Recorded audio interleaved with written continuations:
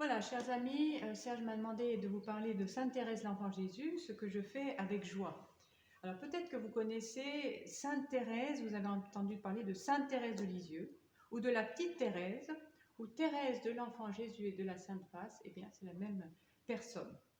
Alors quand vous rentrez à l'église de Sceaux, sur la gauche, il y a une belle statue de Thérèse, et si vous rentrez, vous verrez qu'il y a beaucoup de bougies. Pourquoi il y a beaucoup de bougies? Parce que elle est très fidèle en amitié. Quand on a Sainte Thérèse comme amie, eh bien, elle a dit « Je passerai mon ciel à faire du bien sur la terre ». Et non seulement elle l'a dit, mais elle le fait. Et moi, pour ma part, dans ma famille, j'en ai été bénéficiaire. Alors, vous voyez l'image de Thérèse, c'est une image qui était chez mes grands-parents, et donc je tiens à cette image. Mon grand-père avait eu un grave accident avec un train, il travaillait à la SNCF, il a été blessé, ils lui ont coupé la jambe plusieurs fois, et puis la septicémie, c'est-à-dire une infection généralisée, allait l'emporter. Donc ma grand-mère, qui avait 35 ans à l'époque, a été convoquée par les médecins qui lui ont dit « Écoutez, votre mari, il ne pourra pas vivre, il est trop... Voilà, il est déjà parti dans le coma. » Et elle a demandé au Carmel, à Lisieux, donc Sainte Thérèse était déjà morte, hein, mais elle a demandé qu'on prie spécialement Sainte Thérèse l'Enfant Jésus. Et eh bien, il s'est sorti de ce coma, il a été guéri par l'intercession de Sainte Thérèse. Donc, vous voyez, les miracles, c'est pas du temps de Jésus et ensuite, oh, Dieu n'est plus puissant, n'est plus tout puissant, mais maintenant encore, il y a des miracles. Alors, je ne sais pas si vous croyez vraiment en la puissance du Seigneur. Thérèse, l'Enfant Jésus, va dire « Elle est grande, la puissance de la prière ». Et j'aimerais que vous reteniez ça. Elle est grande, la puissance de la prière.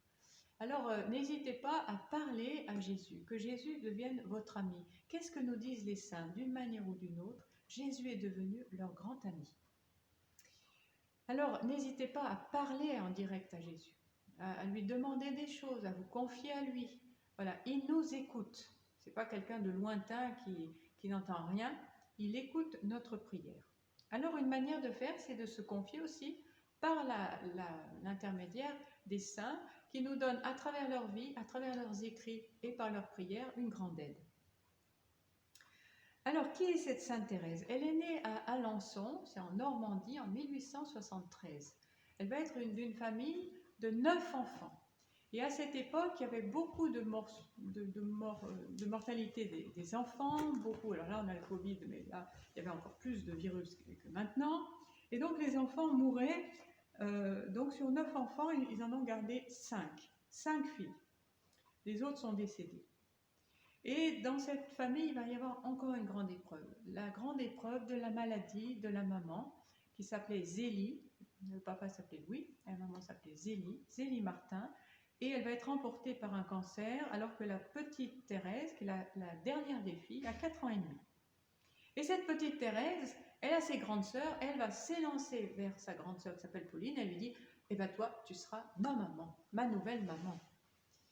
Et cette Pauline, au lieu de rester à la maison et d'éduquer sa petite sœur, eh bien, elle porte un appel au Carmel et elle va partir au Carmel. Et Thérèse, qui est petite, va le recevoir comme un deuxième abandon.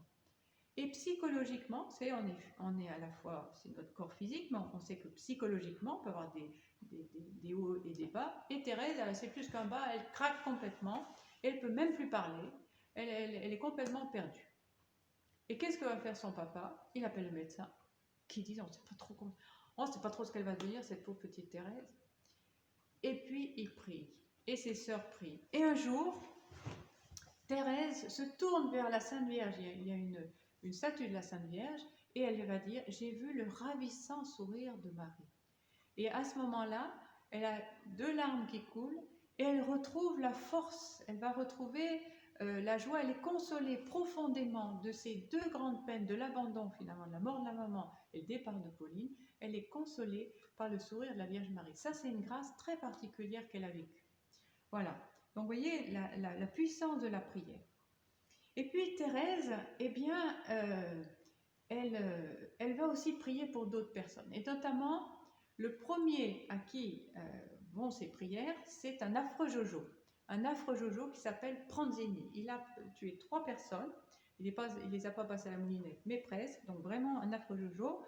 Et elle voit ce journal ça. Elle dit, je vais prier pour cet affreux Jojo. Elle ne l'appelle pas l'affreux Jojo, elle l'appelle mon enfant. Elle dit, ça va être mon premier enfant. Elle a tout son cœur parce qu'elle voit dans cet homme que tout le monde dit c'est un affreux Jojo, comme des fois on peut entendre, c'est un monstre, il vaut mieux qu'il meure et tout ça. Elle ne pense pas comme ça. Thérèse, elle voit un homme qui est parce que là il va être guillotiné, à la porte du paradis et se dit, mais ce pauvre gars, il va arriver devant Dieu avec tout ce bazar, il faut que je prie pour qu'il accueille la miséricorde de Dieu, pour que son cœur s'ouvre. Et elle y va, elle y va. Alors elle demande à Céline, sa sœur, de prier, et il va y avoir un signe, elle demande un signe au Seigneur, et il va y avoir un signe, ce Pranzini monte sur l'échafaud pour être guillotiné, et au dernier moment, il se retourne, et on lui présente une croix, il va embrasser Jésus.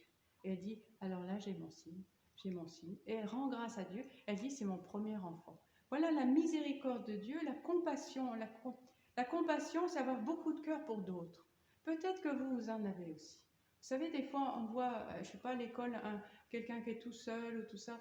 Eh bien, ce n'est pas simplement de constater qu'il est tout seul, mais qu'est-ce qu'on va faire? On va prier pour lui. Et puis, on va essayer de voir avec les autres copains comment on peut aller pour qu'il ne soit pas tout seul comme un pauvre bout. Parce que personne n'est content d'être comme ça. Alors, vous voyez, c'est cette compassion, il faut demander à Jésus que notre cœur ne soit pas dans la violence. Je ne sais pas si vous voyez les jeunes, il y a beaucoup de violence. Et nous, on peut être aussi violent. On n'a qu'à faire ça. Et le cœur du chrétien, c'est un cœur tendre.